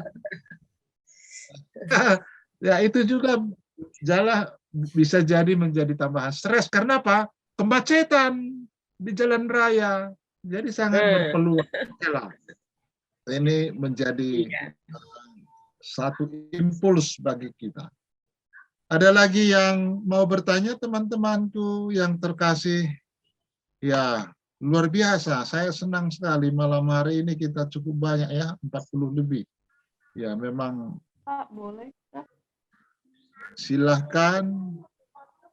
Iya, Pak. Siapa? Malam Bu Teti, malam Mas Endriansa. Izin bertanya. Selamat malam, Mbak. Silakan. Kalau tadi kan pertanyaannya lebih ke yang pola asuh. Kalau saya pengen lihat data yang lebih jauh mengenai yang data perilaku masalah anak, bolehkah dipaparkan lebih jauh? Mungkin tadi saya skip untuk alat ukurnya, terus hasilnya tuh seperti apa untuk data kenakalan anaknya ya. Terima kasih. Oke, Silakan, terima Andri. kasih. Mbak, panggilannya siapa ya? Mbak HCC, gitu ya? Jadi saya jadi teringat Mbak H. Mbak H. Ya, oke, baik. Apalah arti sebuah nama ya? Jadi oke, saya kira pertanyaannya tadi cukup jelas. Bisa mungkin diawali oleh Mas Endri, silahkan ditanggapi. Ya, terima kasih Kak atas pertanyaannya. Untuk yang pola asuh, masalah perilaku anak, itu saya menggunakan Social Competence and Behavior Evaluation, itu terdiri dari 20 butir, 10 butir untuk masalah perilaku internalisasi dan 10 butir untuk masalah perilaku eksternalisasi. Dan ini bukan diisi oleh anaknya langsung, tapi diisi oleh para ayah. Jadi ayah yang menilai para anak-anaknya. Seperti itu. Dan untuk hasilnya mungkin untuk yang ini kategorinya, kalau untuk keseluruhan data, min-nya rendah kategorinya, tapi kalau mau dispesifikkan itu ada di bawah sebentar. Nah ini. Jadi untuk yang masalah perilaku internalisasi itu tingginya ada 8 anak, yang rendah itu ada 11 anak. Persen barangkali bukan anak ya? Bagaimana? Persen barangkali ya, bukan jumlah anak ya? Kalau yang di internalisasi, persentasenya untuk yang internalisasi itu 42% Ibu. Untuk yang rendah 58%. Dari 11 anak. Kalau yang eksternalisasi, itu tingginya ada 5 anak, 26%, dan 14 anak rendah, di 74%. Gitu.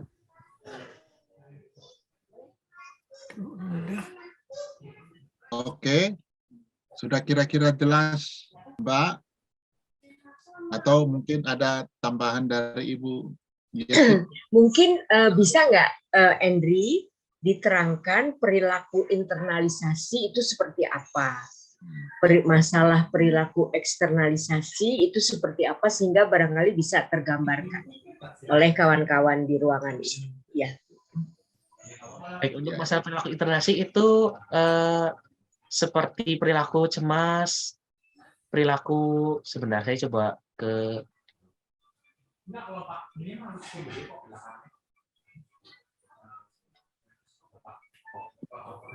bagian sini. Kalau misalkan masalah perilaku internalisasi itu lebih ke cemas, depresi, yang lebih masuk ke dalam diri, sedangkan kalau masalah perilaku eksternalisasi itu yang lebih ditampilkan, seperti agresi, melanggar, marah-marah, anak-anak mungkin tampilan perilakunya tantrum, seperti itu. Nah, artinya kalau di hasil ini mungkin bisa diterangkan, Andri. Jadi hasilnya apa ya? Dampaknya terhadap perilaku yang bermasalah.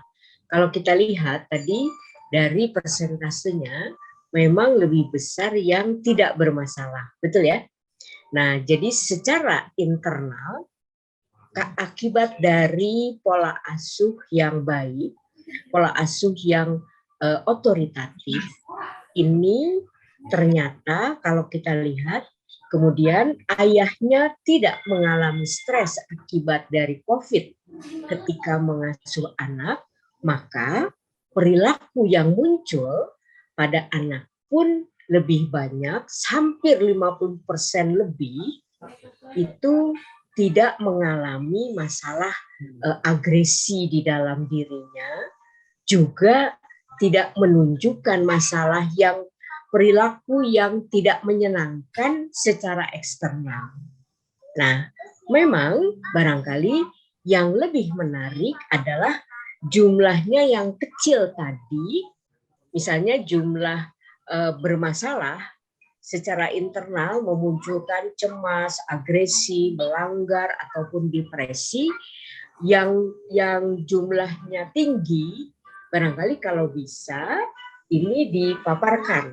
Apakah lebih agresi, lebih cemas, lebih depresi, atau lebih melakukan pelanggaran?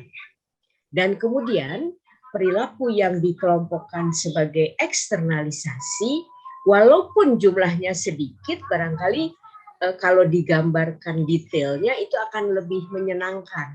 Artinya kita kan tetap kesimpulannya bahwa hasil kita ini adalah kasuistik, karena jumlah yang bermasalah itu hanya 6 orang. Nah, 6 orang ini apakah terwakili dengan secara internal memunculkan lebih banyak agresi, lebih banyak melanggar, lebih banyak cemas atau depresi. Dan secara eksternal kita barangkali bisa menunjukkan secara eksternal tuh misalnya dia berkelahi terus atau apa gitu ya. Nah, itu yang barangkali perlu ditambahkan ya, Endri ya.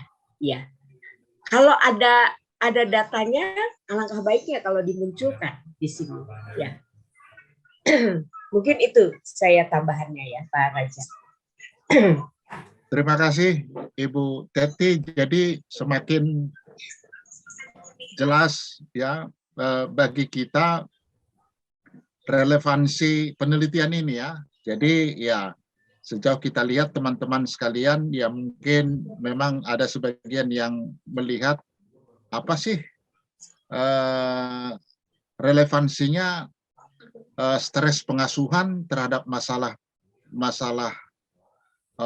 yang dihadapi oleh anak-anak ya memang jelas sebetulnya ya kalau misalnya seorang ayah menggunakan pola asuh yang tidak tepat, katakanlah demikian ya tentu akan berdampak kepada anak-anaknya ya. Jadi ada dua kemungkinan yang itu tadi diungkapkan oleh Mas Endri dan juga Ibu Teti sudah memperjelas ya bisa dalam bentuk internal ya cemas, lebih ya introvert dia begitu ya kalau dilihat dari kepribadian, atau lebih ekstrovert, keluar menyerang, sikap mau berontak. Nah, seperti itu. Ya. Kita bayangkan misalnya seorang ayah yang menggunakan tipe otoriter lah misalnya. Ayo sekarang belajar katanya, disuruh belajar baru mandi. Baru mandi suruh belajar atau mandi, dibuat jadwal. Ya ada jadwal yang biasanya selama ini tidak ada jadwal kan misalnya apa nggak stres anak. Jadi kurang lebih seperti itu barangkali yang menjadi fokus saya lihat juga seperti itu ya. Jadi relevansinya memang sangat jelas banget ya teman-teman, penelitian ini sangat menarik dan bagaimanapun juga ya untuk penelitian selanjutnya tetap terbuka peluang bagi kita untuk melihat dari sisi-sisi lain ya, aspek lain. Misalnya tadi ya, kalau ini penelitian pada saat awal COVID, bagaimana pasca COVID?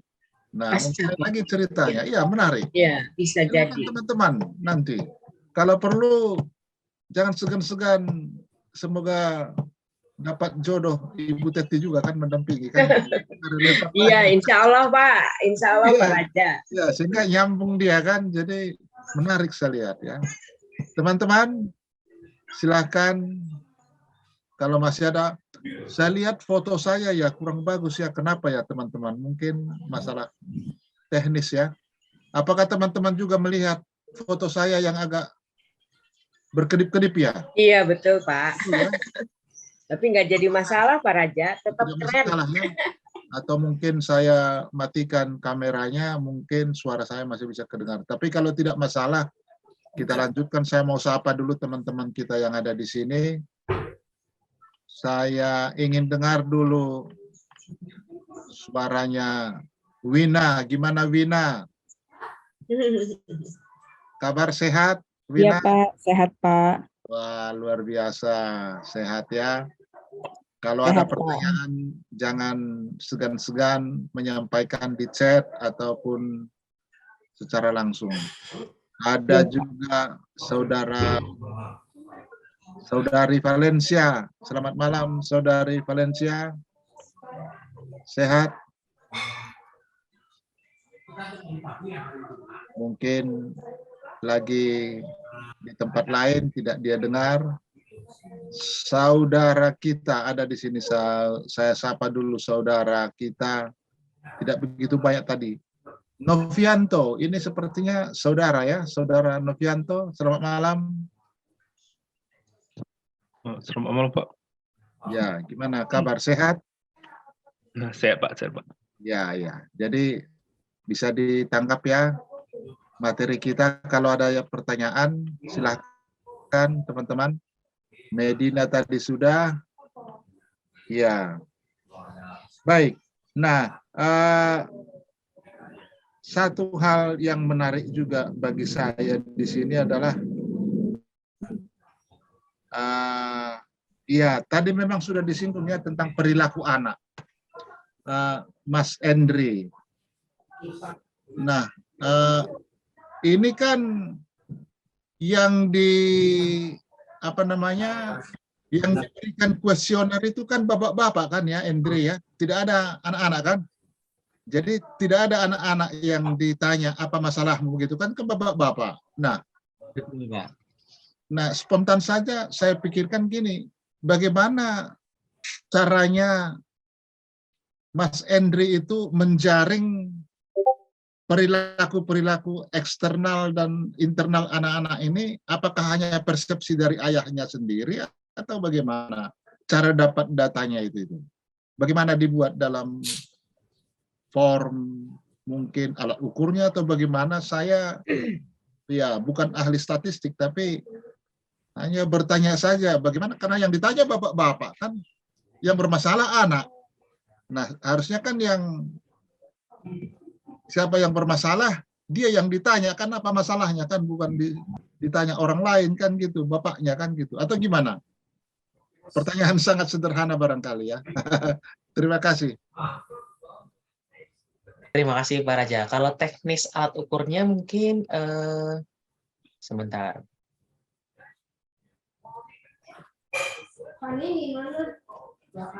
Itu self report khusus untuk orang dewasa menilai para anaknya. Jadi kalau dibuka satu file, siapa tahu ini file yang saya gunakan pada saat itu. Jadi pertanyaan-pertanyaan itu seperti kurang lebih, anak saya mengurung diri di kamar, anak saya marah-marah hampir setiap hari, seperti itu. Oke. Jadi ini kan short kuesioner. Jadi sebenarnya ada 30. 10 itu untuk internalisasi, 10 itu untuk eksternalisasi, dan 10 lainnya untuk kompetensi sosial, dan 10 kompetensi tidak digunakan. Dan hanya untuk yang 20 yang masalah perilaku eksternalisasi dan internalisasi itu yang saya gunakan. Saya coba cari, tapi sepertinya harus cari cukup dalam di file-file saya, dan sepertinya akan makan waktu. Ya, bisa dipahami ya. Jadi artinya dari butir-butir ya, butir-butir pertanyaan di alat ukur itu ya. Mungkin Ibu Teti sependapat mungkin ya Ibu Teti, ya, kalau ada pencerahan sedikit. Ya, artinya saya setuju ya Pak Raja. Kalau misalnya mau diteliti lebih dalam, itu lihat yang 6 orang itu. 6 orang itu apakah perilaku anaknya itu secara internal maupun eksternal itu masuk di dalam kelompok yang rendah atau yang tinggi tadi gitu loh. Karena kalau kita lihat sekalipun hanya 6 orang, kalau perilaku anaknya baik secara internal maupun eksternal tergolong positif dalam arti kata mereka menunjukkan perilaku-perilaku yang menunjukkan mulai dari reaksi emosi sampai perilakunya, ini barangkali kita bisa menambahkan di dalam saran, kelihatannya ini baru bersifat fenomena karena hanya 6 orang. Tetapi barangkali kalau mau diteliti lebih lanjut, kita barangkali bisa melakukan studi kasus pada yang 6 orang ini. Itu bisa pertama. Kemudian yang kedua, ini dilakukan di awal pandemi. Apakah di pertengahan pandemi kondisinya masih sama? Atau di akhir pandemi, bahkan di masa sekarang, seperti yang tadi diusulkan oleh Pak Raja, di masa di mana pandemi sudah mulai berkurang. Gitu. Jadi artinya ada analisa kualitatif dari yang 6 orang ini gitu loh. Kalau dihitung secara statistik kan nggak mungkin gitu, karena jumlahnya kecil sekali, hanya 6 orang gitu. Mungkin itu tambahannya Pak Raja. Ya. Terima kasih banyak Ibu Teti, semakin memperjelas ya bagi kami ya untuk mengetahui ya bagaimana caranya menjaring problem-problem yang dialami oleh para anak ini ya ternyata dari orang tua dan juga sebaliknya bagaimana kondisi stres pengasuhan ayah yang tentu akan berbeda pada saat sebelum COVID, saat COVID dan pasca COVID. Ya, kurang lebih seperti itu. Nah, teman-teman mungkin ada yang mau bertanya, tetapi ya saya bukan maksudnya untuk mengulur-ulur waktu ya, teman-teman. Ini Pak Raja ini nayak-nayak terus, padahal sudah pingin mau selesai ini, gitu. Tapi benar-benar saya belajar malam ini, Bapak Ibu. Jadi saya juga bersyukur bisa jadi moderator, saya banyak belajar. Nah, saya lihat ada satu lagi pertanyaan, tapi sangat sederhana. Tapi kita lihat dulu ada satu yang masuk, bisa lihat ya, Miss Harti. Pertanyaan ini ya, new message atau ini untuk mengisi daftar hadir ya? Oh, bukan pertanyaan. Daftar hadir, Pak. Daftar hadir ya. Oke. Nah, satu barangkali Mas Hendri, saya belum bisa dapat jawaban itu. Mengapa? Ini mungkin sangat mendasar ya, tapi sungguh-sungguh menggelitik. Mengapa bapak-bapak ini tidak punya masalah waktu itu? Nah, saya bisa jawab dulu sementara ini, tapi apakah teman-teman yang lain punya pendapat? Jadi teman-teman juga saya minta pendapatnya. Ya, pertama, apakah memang karena bapak-bapak ini punya pola asuh yang jitu, yaitu tadi ya dominan mereka menggunakan pola asuh yang otoritatif itu kan, yang baik yang dikatakan Ibu Teti, atau ada yang lain mungkin. Kenapa mereka itu tidak punya stres? Itu aja. Mungkin penutup pertanyaan kita lah sebelum kita pulang. Iya. Silahkan. Endri, apakah ada jawabannya, Endri? Kalau saya mungkin berpikirnya seperti ini, Pak. Pertama-tama mungkin saya coba, ini bisa berkaitan dengan tadi ada pertanyaan dari rekan juga. Kenapa yang neglect itu nggak digunakan? Ternyata saya sempat nulis ini di tesis saya. Neglect itu jarang muncul pada orang tua yang memiliki anak usia anak-anak, dalam hal ini adalah usia anak di bawah 12 tahun. Kenapa? Karena orang tua yang memiliki anak usia anak-anak itu masih menyediakan makan, memandikan, dan sebagainya. Dan itu dianggap masih mengasuh dan bukan pola asuh yang neglect. Dan dengan dasar argumentasi yang di kalimat selanjutnya, itu penelitian pada umumnya juga mengenai pola asuh ayah yang melibatkan anak-anak hanya menggunakan 3 tipe pola asuh. Dan oleh karena itu juga saya hanya menggunakan 3 tipe pola asuh. Dan untuk berkaitan juga dengan para ayah dan pertanyaan Pak Raja, apakah para ayah ini tidak memiliki masalah? Saya kira dengan adanya pandemi justru mungkin masalah cenderung lebih banyak. Tapi menariknya di sini di awal pandemi bisa jadi anak-anak menjadi tempat bermain orang tua juga, Pak. Karena kalau misalkan dikaitkan dengan hanya 6 orang ayah yang memiliki stres tinggi dan sifat ini kasuistik, mungkin anak-anak ketika awal-awal pandemi justru membantu keluarga untuk lebih erat secara emosional, dan pekerjaan orang tua mungkin relatif lebih rendah kepadatannya dibandingkan dengan sebelum-sebelumnya. Karena kan awal-awal pandemi, mungkin pada saat awal banget pandemi itu masih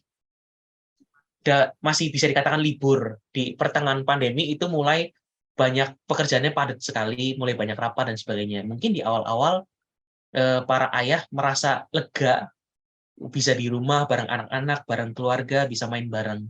Seperti itu Pak Raja. Ya, ya. Betul ya, masuk akal ya. Terima kasih atas pencerahannya. Saya kira ada benarnya itu ya. Mungkin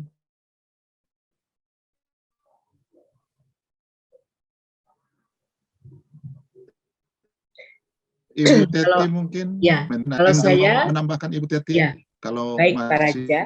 Kalau saya Ibu Teti, kalau masih ya, ya. Kalau saya barangkali minta tolong kepada Endri untuk melihat kembali hasilnya, bahwa apa sebenarnya mereka merasakan bahwa ada di rumah itu tidak menimbulkan stres seperti apa. Jadi karena kalau tadi jawaban Anda itu barangkali asumsi, karena kita harus didukung oleh jawaban di dalam pertanyaan. Mungkin itu saja tambahannya Pak Raja. Ya. Oke, ya. Oke, terima kasih Ibu. Mohon maaf saya agak tidak dengar tadi utuh penjelasan Ibu karena di tempat saya kurang stabil tadi apa Gitu ya. Tapi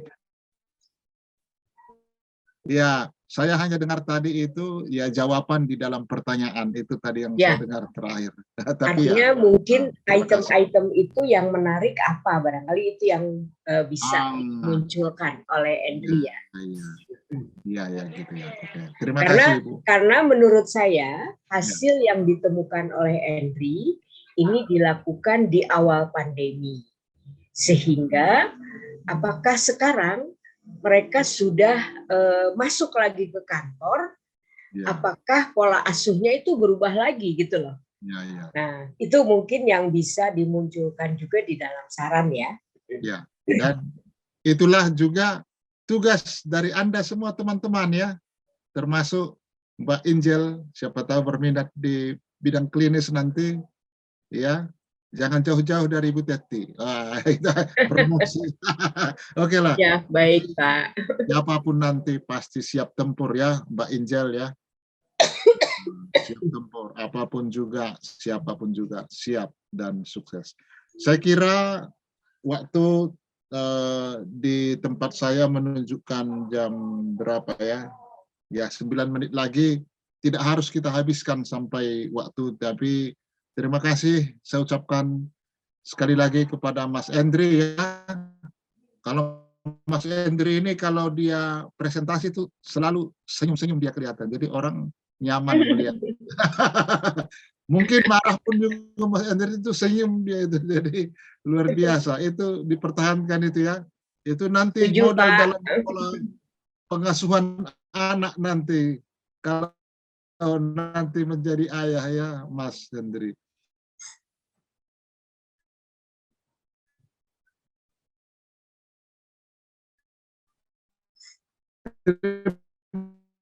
Aja kasih juga paling banyak dan Mas Hendri. Nah, sebagai apresiasi ya, walaupun hanya selembar sertifikat, diterimalah itu Terima kasih Pak. sepotong emas. Silakan teman-teman panitia. Iya, pertama kepada Saudara Endriansyah Jayanto, MC Psikolog Kandidat. Terima kasih atas presentasi pada malam hari ini dengan tema peran stres pengasuhan ayah dan pola asuhnya terhadap masalah perilaku anak usia anak-anak pada masa pandemi COVID-19. Jakarta 8 Maret 2023. Tertanda tangan Ketua Prodi S2. Terimalah ya, Mas Andre, silakan diterima. Baik Pak Raja, saya terima. Terima kasih banyak Pak Raja. Terima kasih banyak. Oke, tepuk tangan untuk ya Mas Andre. Yang kedua, kami sampaikan sertifikat kepada Ibu Dr. Rismiyati Ekusma, psikolog, juga sebagai narasumber kita pada malam hari ini. Terima kasih banyak Ibu atas partisipasinya. Ini sangat menginspirasi kami, khususnya teman-teman yang sedang berjuang dalam memilih tema topik-topik untuk tesis yang berikutnya. Terima kasih sekali lagi Ibu. Ya. Mohon diterima. Ya, terima kasih Pak. Saya terima dengan sukacita. Terima kasih Bapak Raja. Dalam waktu yang sesingkat-singkatnya, sertifikat akan melayang ke WA atau ke email ya. Mas Hendri dan Ibu Teti. Terima kasih. Teman-teman sekalian, demikianlah acara kita pada malam hari ini. Ya, atas nama tim Forum Diskusi Ilmiah Program Pascasarjana Magister Psikologi Untar, kami ucapkan terima kasih kepada semua peserta atas partisipasi Anda, baik yang bertanya maupun yang tidak bertanya tapi menyimak. Kami ucapkan sekali lagi terima kasih. Salam jumpa lagi, salam bertemu kembali di acara yang sama di hari-hari yang akan datang. Selamat malam, mohon maaf atas segala kekurangan izin saya. Pak Raja, maaf, mohon ini dokumentasi ya, dulu betul. Pak. Iya Pak. Ya, aduh itu selalu lupa saya. Foto ini penting ini, betul. Silakan, boleh. Kita berfoto dulu ya teman-teman.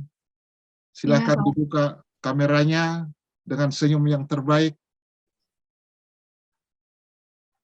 Ya, selamat malam Bapak Ibu semua teman-teman. Ada yang lagi yang mungkin mau buka kameranya supaya nggak ganti-ganti slide-nya. Ya, oke. Baik. Nah, saya akan mulai dari slide yang pertama ya. Semuanya 1, 2, 3. Oke. Lalu saya akan beralih ke slide nomor 2. 1, 2, 3. Ya, sudah. Terima kasih, Pak. Oke, terima kasih. Selamat malam semuanya. Terima kasih Bapak Ibu. Terima kasih Pak, Bu. Baik, terima kasih. Terima kasih Pak. Bapak Ibu. Terima kasih semuanya. Selamat malam. Terima kasih semua. Selamat malam. Pak, Bu. Terima kasih banyak Pak Raja. Ya, sama-sama. Hendri, sukses terus ya. Terima kasih banyak Bu Teti. Baik, saya pamit ya Pak. Ya, Ibu terima kasih banyak. Ya, sama-sama. Terima kasih, selamat malam. Terima kasih banyak Bapak, Ibu, Mas Endriansyah. Saya ending meetingnya ya. Ya, oke. Terima kasih.